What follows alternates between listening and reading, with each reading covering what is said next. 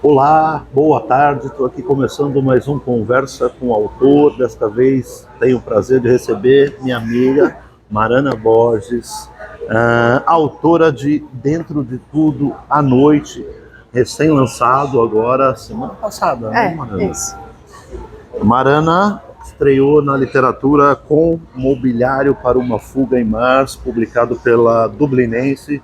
Belíssima edição. Obrigada. Belíssimo livro que foi vencedor do Prêmio Minas, né, de literatura. Isso, Marcelo. E semifinalista do Oceanos. Isso, exatamente. Excelente livro, fica aqui a dica, mas hoje nós vamos falar um pouco mais desse aqui, que a gente acabou de lançar pela Reformatório.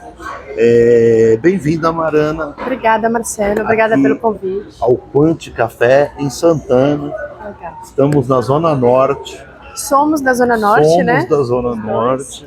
Isso me deixa muito feliz porque, inclusive, a Reformatório, ela nasceu na rua de trás aqui. Ah, pertinho mesmo. Pertíssimo. Então, eu passei muito tempo da vida por aqui, eu acho que você também, porque numa época Santana era o nosso centro comercial, né? Você é do Horto Florestal. Na verdade, eu nasci no Butantã, meus pais moravam no Butantã, e com um ano eu vim para o Horto Florestal, que também é um lugar maravilhoso, muito verde. É lindo. Então, enfim, transitávamos até os 20 anos.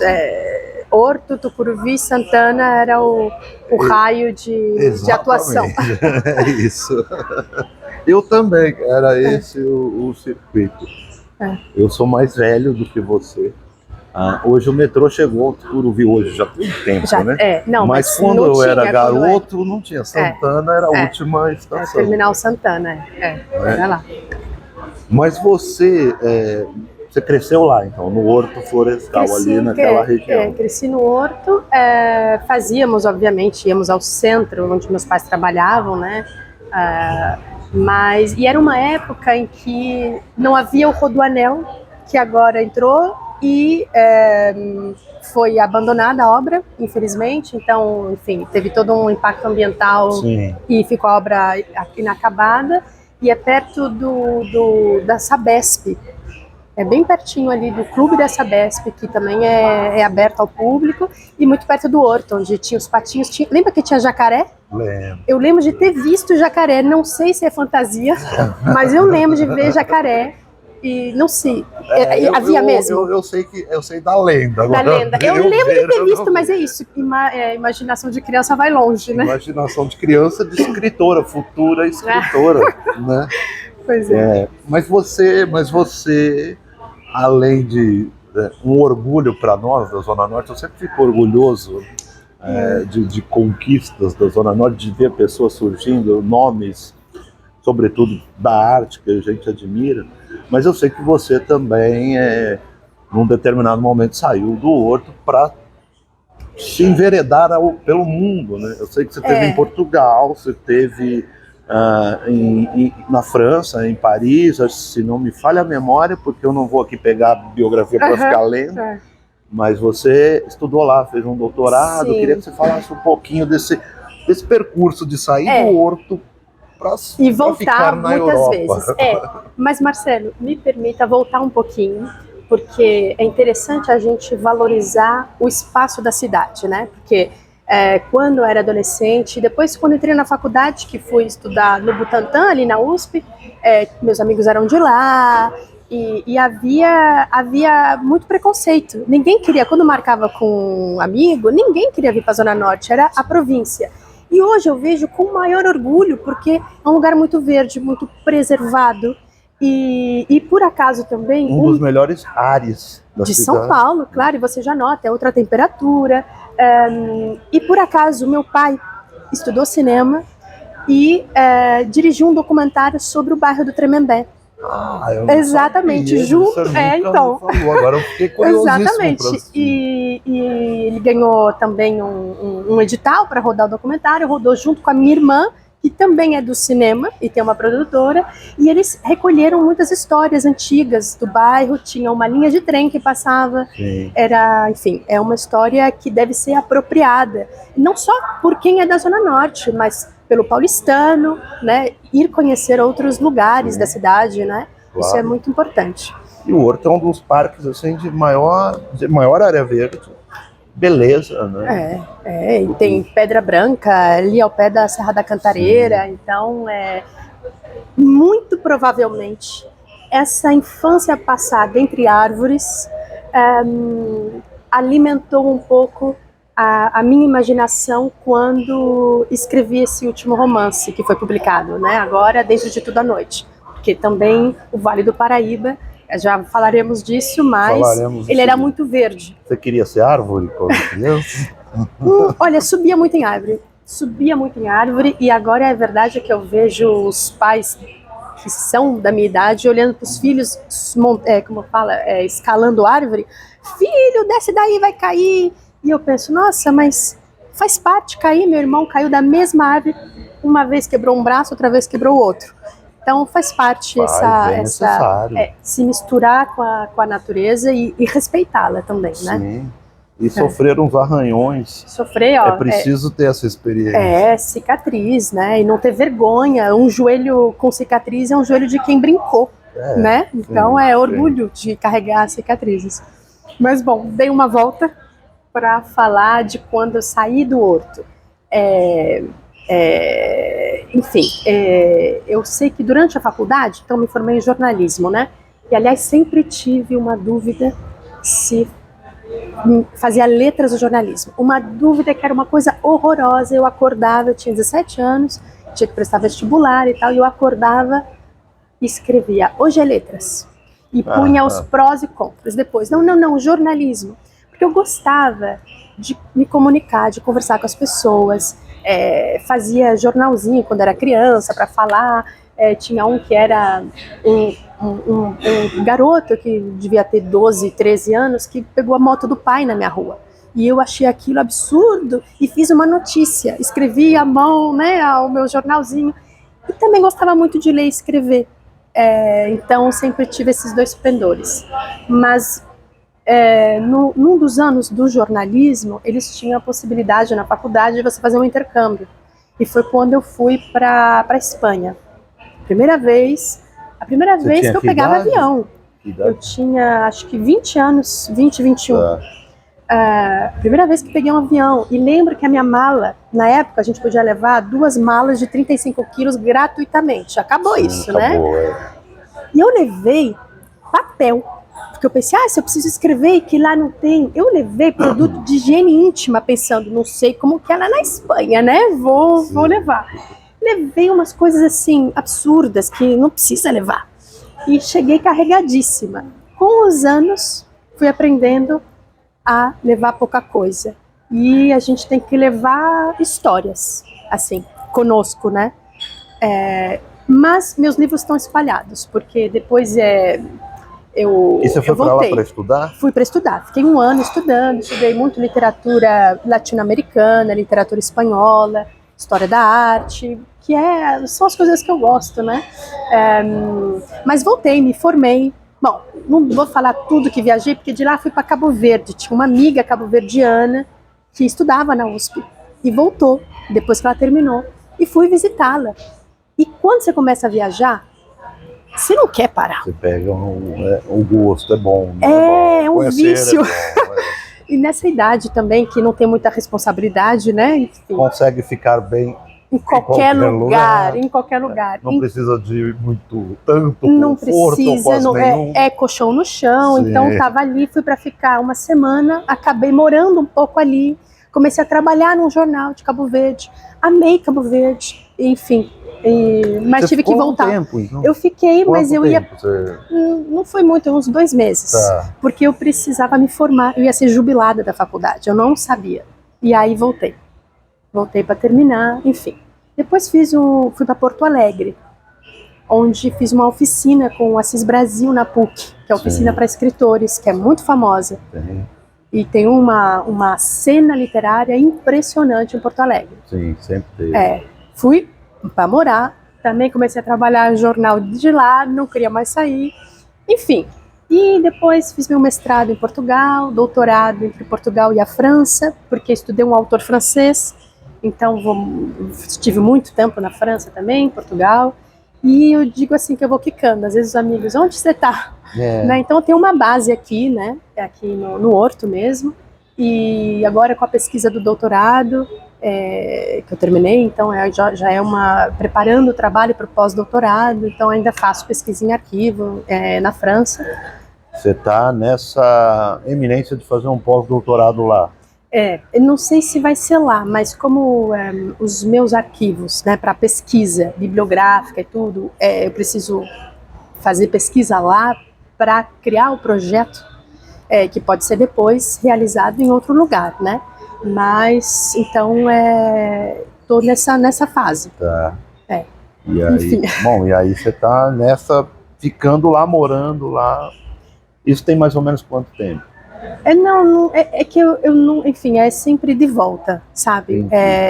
Entendi, mas não entendi. Não, passei depois 3 anos aqui, depois voltei para fazer uma parte da pesquisa lá, porque era muito difícil fazer à distância, né? Os livros eram de lá, e nem todos têm online, você precisa ir em biblioteca e tal. Então, enfim. E você estava falando um pouquinho, você falou rapidamente da sua infância, dessa infância entre árvores, brincando aqui, né, no pé da serra. E como é que, e quando e por quê, o que te despertou assim, um interesse para ler, para literatura, para os livros? Assim, você em casa, seus pais já tinham esse hábito que foi passado para você? Não tinha? Como é que você se interessou por isso, por ler, em primeiro ponto, e como é que depois disso te deu esse, né, despertar de querer escrever histórias? Assim? Olha, Marcelo, eu gosto da sua pergunta porque ela coloca a leitura num lugar privilegiado para qualquer escritor, né? Porque há muita gente que quer escrever, mas se só escreve, só vem à vontade se você lê, né? E se você escuta, né? Porque você também tem uma rica literatura oral, que também é parte do nosso patrimônio, né? Eu me considero muito privilegiada, né? Porque a minha avó, por parte de pai, ela era professora, então ela tinha uma situação na época, né?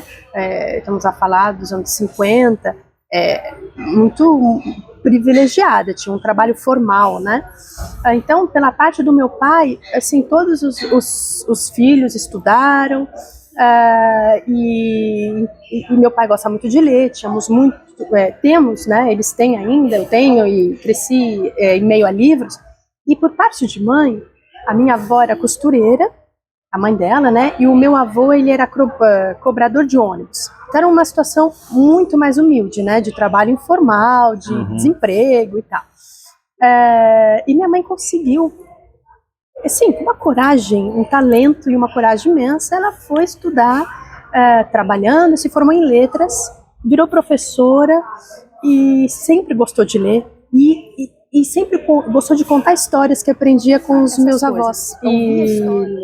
Então, a minha casa havia muitos livros, né? Minha mãe sendo professora, isso ajudou bastante. Então, lembro da coleção Vagalume, né? Aventuras de Xisto, tinha o do Malesma, que agora é da minha filha, que ela lê, que é a historinha do Malesma. Enfim, muita história oral, sabe? Minha família, por parte de mãe, é da Bahia. Então, ali, em pequenas cidades, né, de Piritiba, são causos, né? Todo mundo contando história, na soleira da porta. Então, isso alimentou a minha vida, não só como escritora, como ser humano, né? Então, acho que também devo muito a eles, a esse entorno de que se deu naturalmente. Né? Ninguém precisou ali te obrigar, menina, vai sentar aqui e ler esse livro agora. É uma coisa que você vê, sua mãe ali, professora, com livro. Ela fez letras. Ela fez letras, foi vendo a trajetória dela, que você optou pelo jornalismo, Então, você medindo os prós e os contras, você falou que tem muito contra nessa letra, eu vou para o jornalismo? Não. Então, na verdade, depois ela prestou concurso público, foi trabalhar em banco e tinha dupla jornada de trabalho, remunerado, além de filho, né? Sim. E não conseguiu levar as duas coisas, mas ela amava a sala de aula, amava. E digo mais, que ela publicou, porque ela também começou a escrever já quando se aposentou. Ela também foi para a área acadêmica, fez mestrado, doutorado e tal, e estudou literatura oral dos países lusófonos. Começou com Moçambique, depois Cabo Verde, toda a comunidade de língua portuguesa. E começou a escrever para crianças. E hoje ela é escritora, assim, publicada, né? Então é um orgulho, né? Fazer parte da família de mulheres escritoras. Mas esse lance de escrever é assim, para mim, eu não entendo muito bem, assim, sei lá, nos anos 20 do século 20, né? Tem essa história de que os escritores se encontravam muito em Paris, eram muito boêmios, estavam sempre ali conversando. Eu não sei como eles escreviam. Porque, de verdade, para você escrever, é um lance, assim, escrever romance, poesia é diferente, para mim. É um ato um pouco antissocial, sabe? Sim, você não consegue estar nas baladas, na noite toda, e sentar e escrever um romance de 400 páginas. Eu não consigo. Então, o meu caráter, assim, sou comunicativa e tal, mas entre os três, somos 3 filhos, né? Tenho 2 irmãos. Eu comecei a escrever, mas eu ficava no quarto, enquanto eu via meus irmãos brincando no quintal. E eu não descia, eu ficava lá escrevendo letra de música, poemas, histórias, né? Então tem um lado muito introspectivo e que é muito difícil na nossa sociedade, né? Você era a esquisita da sua família. Sei como é isso. Era esquisita. Você também era? Então. Sim, sofri muito bullying na escola.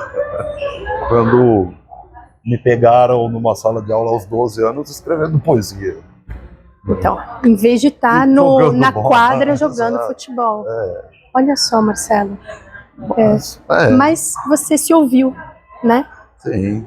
Teve essa coragem de assumir um papel que não traz muitos privilégios na nossa sociedade, né? Materiais, nem mesmo de reconhecimento, é assim, o reconhecimento, claro, se você tem 1000 diplomas na parede, ganha bem, né? Então, são esse reconhecimento social mais óbvio.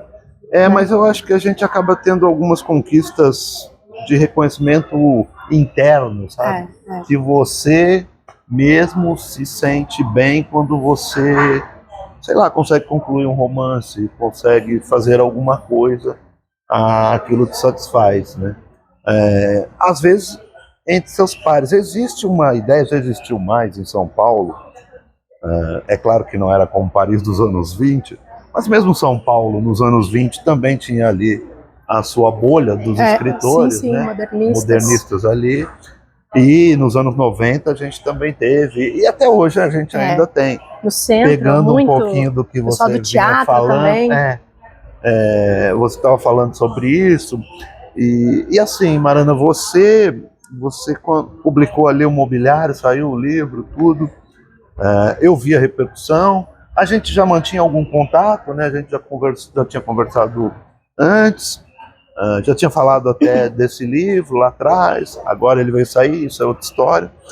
Mas eu percebia que você não era assim, talvez também um pouco por estar lá fora, um pouco por tudo isso que você contou agora, dessa introspecção, mas você também não era muito de circular, né, nos eventos literários, assim. Então, Marcelo, não é só porque eu, enfim, fiz períodos de pesquisa em outros lugares, mas eu me considero, tem um lado, não sei, um pouco caipira, que meu pai fala assim, bicho do mato, né? Que é aquela pessoa que fica lá, recolhida. E meu pai, aliás, é violeiro, então ele ficava lá no quarto tocando viola. E demorou muito tempo para entrar em grupo, né, para tocar em grupo, porque, enfim, tímido. Não sei se eu me julgo assim, por quê? Porque tem um lado meu que gosta de contato, né? Sim. Quer dizer, todo mundo gosta, não somos binários, né? A gente precisa, enfim, a vida dá conta de muitas facetas. Mas o que eu percebi, isso eu percebi em Porto Alegre. Em Porto Alegre foi um momento, e assim, eu amo aquela cidade, nossa, me apaixonei e conheci pessoas incríveis ali, muito generosas, e foi um momento mesmo de que eu me assumi como escritora para uma comunidade de leitores e escritores, né? Porque ali você escreve e compartilha os seus textos. Sim. Aí você sai daquela bolha de que só sua mãe te lê e fala que tá genial, né? Você tem que se pôr à prova, né? Tem que ser capaz de escutar críticas e tal, e de avaliar se faz sentido. E eu pensava, não, quero morar aqui para sempre, mas enfim, por várias razões pessoais também, acabei saindo de Porto Alegre, né? E lá, enfim, circulava, né? Circulava mais e tal, mas eu percebi que para eu poder me dedicar, assim, sem amarras, à palavra, à literatura, eu, assim, ficar muito circulando, assim, não é o meu tipo. Não é. Eu tenho que estar escrevendo, sabe? O tempo é precioso e, assim, mais do que circular, essa ideia, por exemplo, faz parte. Mas um outro lado do circular é a ideia do networking. E essa ideia me assusta, me apavora, né? Então, talvez por isso demorei mais tempo para publicar os livros que eu escrevi, porque não era talvez uma cara à vista, era mais assim, mais de mérito de sentar, escrever história, sem outras preocupações. Sem preocupação de estar na foto, de estar ali no Insta, de ser seguido, de não ser, que entrei muito tarde, aliás, nessas redes sociais, faz parte, reconheço que é importante, porque, afinal de contas, há leitores que você alcança, né, e que te alcançam por esses meios, mas, enfim, sou mesmo da época do papel. Então, assim, a gente tem que ter contato. Agora, é um contato de qualidade, é isso que eu quero dizer, não é um contato interesseiro, né? Não é buscando uma outra coisa, além de escutar o outro, conhecer o outro, né? E é por isso que eu sou mais reservada no círculo de próprios escritores, porque acho que não são só os escritores que têm boas histórias para contar. Claro. As melhores histórias que eu escutei não vieram de escritores, vieram de outras pessoas. Com certeza. Então a gente tem que ampliar, mas isso serve para médico que só tem amigo médico. Pô, que chatice, né? Quanto mais pessoas diferentes você tem, e a cidade que estimula o uso do espaço público, ela faz isso, ela coloca pessoas de formação, de vida muito diferentes em contato, né? Isso é muito interessante. Isso é interessante. E é daí que vem para formar uma sociedade, né, melhor. E que se respeita e que acolhe e incentiva a diversidade. Agora, o trabalho de escrever, para mim, tem que estar com horário. Eu não posso ter, por exemplo, 30 minutos. Fiz isso, tenho que ir para lá, chego do trabalho, 30 minutos e escrevo um poema. Não serve. Sim. Então, e não serve, às vezes serve estar em café, mas depende. Depende do tipo de história, do tipo de capítulo, né? Mas eu agradeço você ter visto aí, porque isso é um projeto literário, né? Que é uma voz literária, um projeto, enfim. Eu prefiro chamar de projeto do que de carreira. Então, o projeto para mim é isso.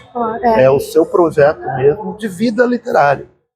Por falar nisso, você fez lá no Rio Grande do Sul, em Porto Alegre, o curso do Assis Brasil, né, de escrita criativa. Foi o primeiro curso reconhecido pelo MEC, né, como pós-graduação, inclusive agora, já tem um tempo. Eu também fiz esse curso. Não sabia! O Assis assinou a orelha do meu livro, olha que orgulho. Uau, eu fui o aluno que teve coragem de pedir para ele fazer a orelha, e ele me disse, eu não tenho muito tempo. Eu falei, eu sei, mas eu espero. Eu esperei um ano ele entregar a Uau, orelha mas para que bom. eu publicar o livro.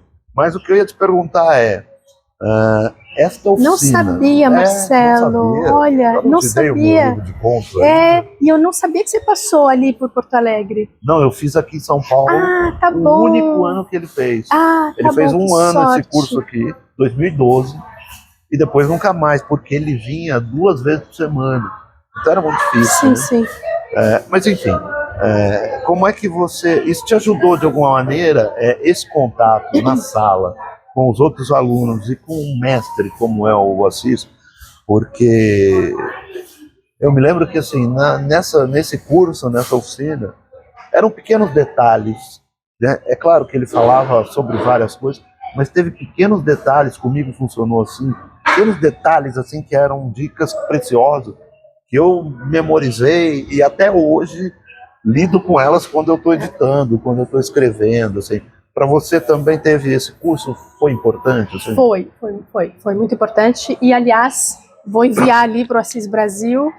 Já pedi o endereço, já tem o endereço, esse livro, Dentro de Tudo à Noite, para agradecê-lo, porque a primeira ideia para o livro surgiu no ano em que eu fazia essa oficina, que finalmente virou uma coisa completamente diferente, o livro, né? Mas, então, foi nesse momento, ele foi muito importante. O legal da oficina é que, bom, quando eu cheguei na oficina, eu não tinha começado a escrever, eu já escrevia, eu escrevo desde muito cedo. Uhum. Então, eu tinha já uma voz, sabe? Que eu reconhecia, esse é um texto, e os pares reconheciam, esse é escrito pela Marana, por exemplo. Você reconhece uma especificidade da voz, né?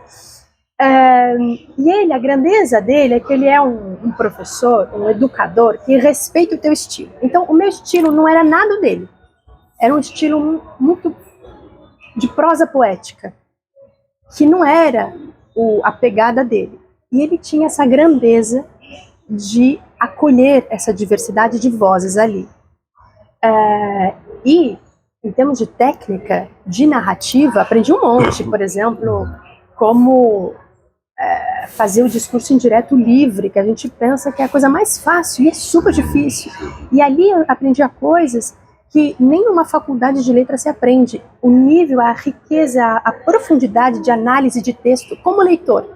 Não digo nem como um escritor. Ler um texto como um escritor leria. Isso a gente não aprende na faculdade, né? Sim. E isso ele tem esse olhar e ele consegue comunicar. Ele é muito generoso. Muito generoso, muito generoso. E assim, sem um didatismo chato, ele passa numa tranquilidade as coisas que ele quer passar. Né? E te abre um leque de novos escritores, de outros escritores, né? Que às vezes não estão na lista da FUVEST de vestibular e que é muito importante na formação, né, de um leitor. Bom, e aí, depois de tudo isso, Ana, vamos entrar aqui nessa casa. Aqui eu falo demais, viu, Marcelo? Eu avisei, não, tá desculpa. Ótimo, você tá bom. Tá falando tudo que a gente quer saber e tá ótimo. Tá muito agradável. E essa ideia aqui, de onde veio essa ideia? Primeiro, assim, de estruturar nesse contexto do Vale do Paraíba, né? Naquele tempo ali em que o reinado do café estava, né, acabando, se deteriorando. Eu vi a maquininha de café ali, aí me lembrei na hora também do livro. De onde veio essa ideia para esse livro, para esse contexto, para esses personagens? Então, Marcelo, olha, eu acho que esse livro marcou muito para mim, porque foi o primeiro romance que eu comecei a escrever. Então ele marcou muito o que é a escrita literária por uma razão. Porque no início, quando a gente começa a escrever, o autor, né, a autora, a gente tem muita ideia, é tudo muito abstrato. E eu tinha muitas ideias, escrevia muito, e era uma coleção assim, de retalhos, né, sem uma linha que ligasse aí as muitas ideias. E quando eu tive que escrever esse livro, na época eu tive o apoio da Biblioteca Nacional, né, do Brasil, que ela tinha um programa hoje extinto, que outros escritores também tiveram esse benefício. Enfim, é um concurso, né, que você submete o manuscrito e eles te apoiam para finalizá-lo. Mas eu não consegui terminar. A bolsa, né? É uma bolsa de criação literária, exato. E imagina, faz tempo, né? E o que mais marcou é assim, quando eu escolhi o Vale do Paraíba, porque era uma história ainda muito abstrata. E é como no cinema, você tem uma história na cabeça, mas quando você situa ela, e o cinema, você é obrigado a fazer isso. Qual vai ser a tua locação, em que lugar que essa história vai se passar? Você já escolheu. Então, a ideia de escolha, ela ficou muito marcada, porque não sabia onde que ia ser essa história. Quando eu escolhi o Vale do Paraíba, né, como a gente sabe, o Vale do Paraíba ele pega o sul fluminense, uma parte de São Paulo. Aí pronto. Aí virou um motor de ideias, porque eu fui estudar sobre o Vale do Paraíba, e aí começou colocar os pés, fazer o chão da casa, fazer um romance, que é sobretudo escolher qual é o tipo de narrador, né? Eu queria um narrador em terceira pessoa, né? Na época, ainda hoje, mas a gente sabe porque tem uma pesquisa que mostrou lá na UNB, né, que fizeram uma pesquisa quantitativa, não é uma coisa que se faça em literatura, mas que mostrou que a literatura contemporânea brasileira, ela é ainda dominada pela primeira pessoa, narrador em primeira pessoa, que é protagonista masculino, que se confunde com a vida do autor, portanto, são homens que escrevem sobre eles próprios, e o contexto é urbano, de grandes metrópoles. Esse livro não tinha nada a ver. Ele não seguia a onda, né, que tinha. Mas tá vendo? É essa liberdade. Como eu escrevia sem contrato com ninguém, isso tem uma liberdade enorme, porque você só tem um compromisso, que é que a história seja bem escrita. E já fui para outros lugares, né, Marcelo? Tá bom, continua. Mas bom, e o Vale do Paraíba, então, a história impressionante que tem ali, que faz parte do nosso patrimônio como país, né, é que ele era realmente um lugar de produção do café, né, para exportação. Então era uma base da economia muito, muito importante durante a monarquia, né? E quando, em 1850, se proíbe o tráfico de escravos, a mão de obra toda dos cafezais era de escravos. Sim. Então eles tiveram uma falta de mão de obra que impactou toda a produção, que era uma produção com base na violência, que é a nossa história como país, né? Sim. É uma história também, infelizmente, de muita violência. Então ele começa a declinar. Então esses barões, eram grandes mansões, grandes palácios que havia nesses lugares, começaram a ficar vazios, né? E a economia do café foi migrando para o oeste paulista. Então eu converso com a tradição literária, né? Então eu fui a primeira a escrever sobre isso. Claro. Né? Tem o Monteiro Lobato, que ele fez Cidades Mortas nessa parte de Taubaté, que já é no início do século XX, cidades abandonadas, né? E então eu quis colocar a história nesse momento de abandono. Mas o Monteiro Lobato estava ali mais próximo desse período. Você está olhando isso já... No passado, bem longe. Bem distante. E aí isso me chamou a atenção. Porque é isso que você falou, essa pesquisa faz todo sentido. E de repente você vem com um livro na contramão dessa ideia, mas com uma história muito bem construída, com personagens belíssimos. Eu ia até te perguntar o quanto Aparecida tem de Maranhas. Olha, eu acho que é mais difícil você se misturar com o personagem quando você usa a terceira pessoa. A primeira pessoa, eu acho que nós temos uma tendência, né, que não quer dizer necessária. Sim, né? Mas como você está falando você já acaba Exatamente, é mais fácil derrapar. Quer dizer, é impossível falarmos, nós temos nossa impressão em tudo que a gente fala, né? Mas o livro, a verdade é que, vou pegar ele aqui, é que foi muito prazeroso, porque eu sou assim, que a gente chama CDF, né? Eu gosto muito de estudar, Sei, né? E o jornalista, ele faz também muita pesquisa, que não é o mesmo método do historiador. Então, eu fiz um método do historiador confuso. Eu fui em bibliotecas, foi muito importante, por exemplo, o acervo que tem o Museu da Casa Brasileira, porque fala sobre uma reforma que acontece num casarão, né? Sim. Então, eu tinha que saber vocabulário. E é muito interessante compor um romance, porque você não pesquisa só sobre o tempo histórico, você pesquisa sobre tudo, sobre moda, sobre vocabulário de tudo, como sobre comida. Tudo, tudo. Então, é riquíssimo essa pesquisa. Só que qual que é a diferença? É que isso é ficção. Então, eu acho que talvez 80%, 90% do que eu pesquisei não tá entra aí, no livro. Não entra na linha. Exatamente, entra na entrelinha, entra no ambiente, entra na inspiração também. Sim. Mas... Entra no tempo, entra nas pausas, entra, né, no subentendido, no subconsciente do leitor. Isso é maravilhoso, porque é um livro que quando você começa a ler, e aí você entra, como leitor, você está ali onisciente também, você está acompanhando tudo ali, você está presente naqueles quartos. Ah, né? Que legal. E para fazer isso, exige um trabalho complexo. Né? Toda essa pesquisa que você falou, e assim, a gente tem capítulos muito curtos, né? A gente tem aqui capítulos com 4, 5 páginas, mas a gente tem capítulos com meia página. Né? E tudo isso o autor precisa pensar, estruturar, e é tudo isso que vai dar ao leitor o ritmo dessa entrada dele no livro e desse passeio dele, né, pelo livro. Assim. Então, desde o primeiro momento que eu li, me chamou muito a atenção, porque é uma história que já foi contada por muitas vertentes, né, pela história. O José de Alencar tem um livro que chama O Tronco do Ipê, que fala também sobre essa crise do café.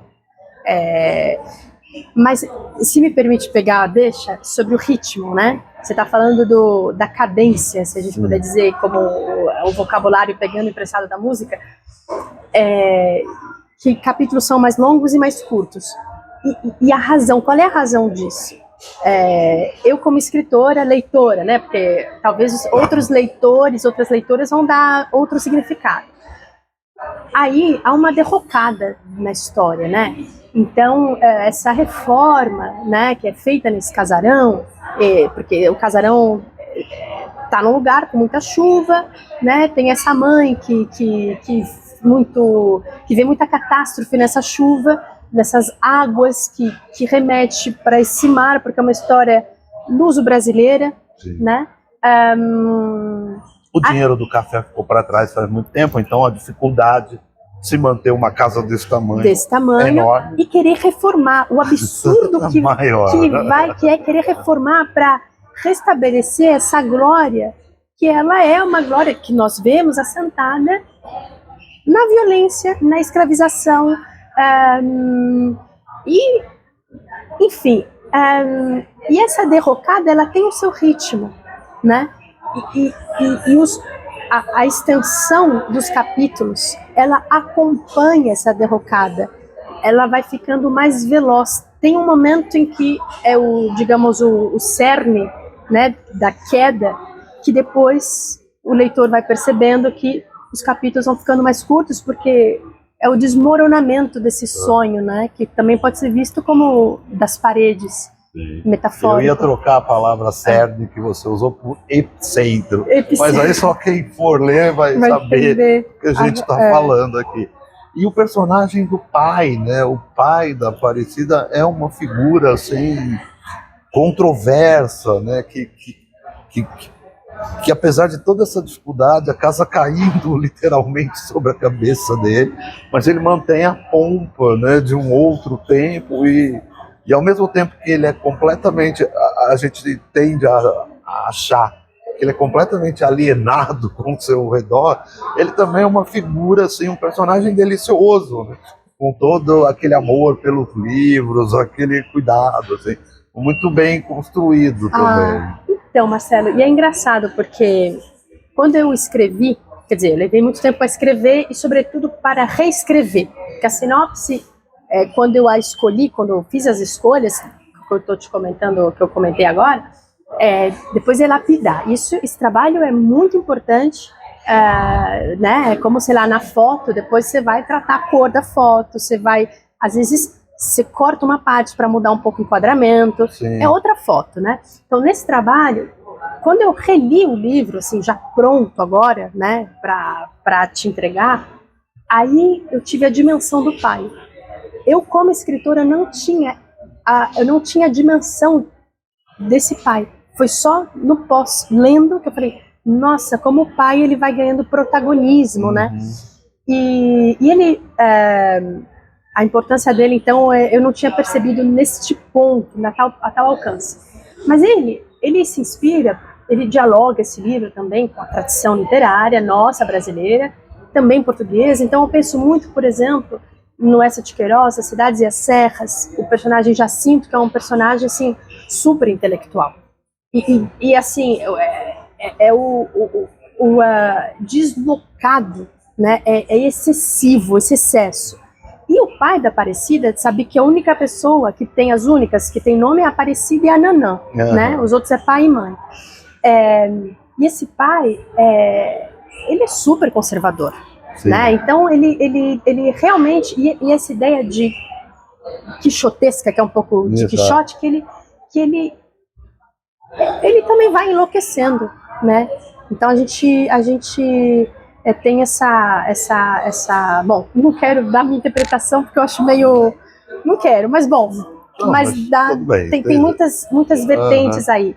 Ele se deixa encantar pela ideia de nobreza, de grandiosidade, de ter uma lareira num país tropical, né? Então ele vai continuando a reforma absurda, se endividando. Sabendo que assim, ele não tem, talvez, condições de arcar com aquilo. Mas, enfim. E aí, então, eu imagino que num determinado momento, pelo que você está me contando, você disse que não tinha dimensão, ou você não tinha ideia da dimensão que esse personagem ganharia ao longo do livro. Ou seja, isso quer dizer que esses personagens foram realmente criando vida ali, aquele ponto que eu acho lindíssimo na escrita de um romance, que não é mais você que domina a história, mas eles. E isso é muito bom quando acontece, porque isso é um sinal de que essa história para de pé, que ela está criada e que ela está ganhando vida própria mesmo, inclusive contigo, né, na tua cabeça. Né? É por aí? É por aí, e é assim, essa ideia de que nós temos que respeitar. Por exemplo, eu cheguei a um momento que eu quis mudar o final. Tinha um conflito entre o pai e Nanã, que seria mais explícito, que tomaria outro caminho. E eu pensei, enfim, e vendo, não é verossímil que isso aconteça. Esse pai não chegaria a esse ponto, porque ele é muito intelectual. Sim. Ele mesmo não deixou isso acontecer. Exatamente. Ele mudou de ideia, exatamente. Então, é esse ponto em que você fala, não, eu construí personagens, quer dizer, claro que eu que escrevo, né? Mas eu respeito essa coerência interna que ele ganhou, né? Que eu lhe fui dando, assim, né? Então, tem que ser uma escritora respeituosa desses personagens, não pode fazer o que lhe vem na cabeça. Eles realmente ganham vida e tocam a vida deles. Eu acho isso sensacional quando acontece. Que legal. Porque aí você pega e aí você tem uma leitura natural. Né? Você não tem ali uma coisa forçada, absurda. Né? Porque eu sempre penso o seguinte, eu sempre digo que os personagens, a história, ela tem que ser verossímil com ela mesma. E ponto, acabou. Né? A verossimilhança é com a própria obra. E eu lembro agora de umas falas do Assis Brasil, que ele falava assim, olha, quando a gente termina um livro, muitas vezes a gente não lembra nem do final.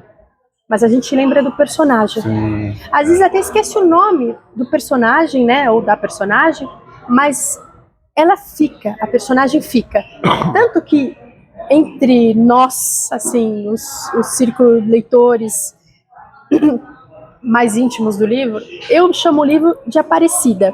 Sim. Sabe? Ah, o livro da Aparecida, Sim. porque ela é essa primeira protagonista, né?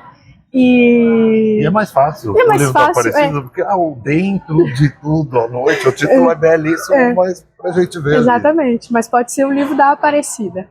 Mariana, essa conversa tá muito agradável, eu tô adorando, mas eu também, assim, a gente não pode deixar tão longa, senão o povo não assiste, Exatamente, desiste, e a gente vai tomar um cafezinho em homenagem aqui à Aparecida. Exato. Então, aquela pergunta que não dá para deixar de fazer para os escritores, já está com ideias futuras, pensando, estruturando, escrevendo novo livro, como é que tá? Ou está descansando? Então, ideias tenho sempre, né? Estou tentando retomar um livro do qual falei que tive que deixar ali um tempo parado, mas vou ver se é possível, porque às vezes a gente não pode forçar, né? E ao mesmo tempo também vou publicar o estudo que eu fiz no meu doutorado, então isso também exige ensaística, então é outro ramo. E esse livro, junto com o mobiliário, naquilo que a gente pode chamar de projeto literário, ele faz parte de uma trilogia sobre a casa, sobre a morada. E tem o terceiro livro desse projeto, que é um livro de poemas, é um poemário. Que, de repente, pode ser o próximo, não sei, a gente não escolhe tudo, mas pode vir a ser o próximo a ganhar vida em papel. Só para... Agora que você deixou isso no ar, então tem uma ideia, tem uma conexão entre esses livros, que o que os une é essa coisa meio arquitetônica, não sei se é arquitetônica, mas enfim, a coisa da casa dos objetos ali. Isso está ligado de alguma maneira nessas histórias, que uma não tem nada a ver com a outra, não é uma continuação, mas tem ali uma ligação temática.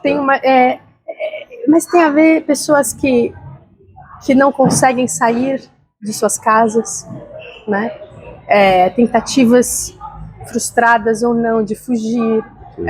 Então a casa é vista não só nesse topos, nesse também lugar comum, como um lugar acolhedor, né? Que assim etimologicamente seria isso, mas que não é abrigo mais, é prisão. Né? E daí vem outra parte ali, né, do livro que conversa muito com as prisões do Piranesi, nas gravuras dele. Mas sim, esse poemário trata também dessas perguntas, talvez posso chamar assim, perguntas que transitam em comum entre esses livros. Então é isso, leiam Dentro de Tudo à Noite, eu sou suspeito, mas recomendo. E também fiquem de olho nesse projeto literário, porque essa autora aqui é muito talentosa e merece muito ser lida. Então, como você gosta de terminar, obrigado. Valeu, Marcelo, valeu. Feito. E aí, tranquilíssimo. Tranquilo, mas bom, pra você é mais tranquilo, né? Por quê? Você foi muito bem. Tirou de letra. Eu sou muito tagarela, né? Não, eu acho ótimo. Sabe por quê?